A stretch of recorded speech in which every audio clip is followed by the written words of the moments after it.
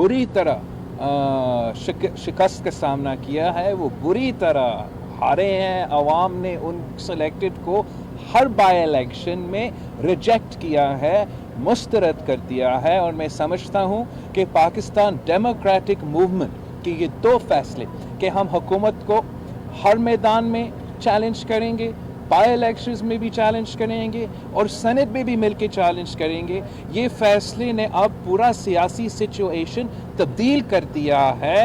हुकूमत का घबराहट बुखलाहट सब कुछ पूरा पाकिस्तान के सामने है, वो बुरी तरह एक्सपोज हो चुके हैं और इंशाअल्लाह ताला हम कामयाब भी होंगे।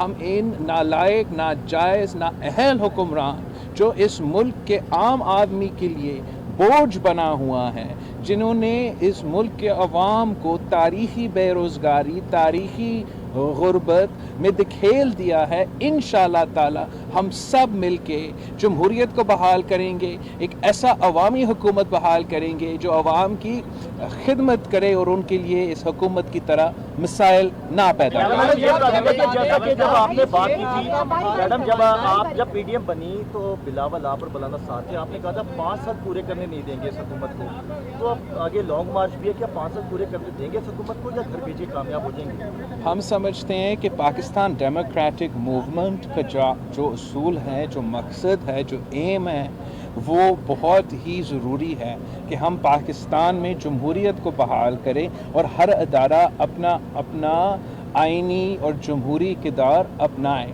ये हमारा long term जिद्दोजहद।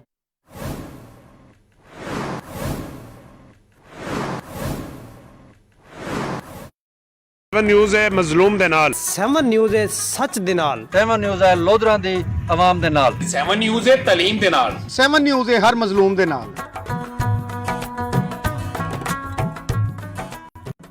Lifetime investment opportunity. Join Nation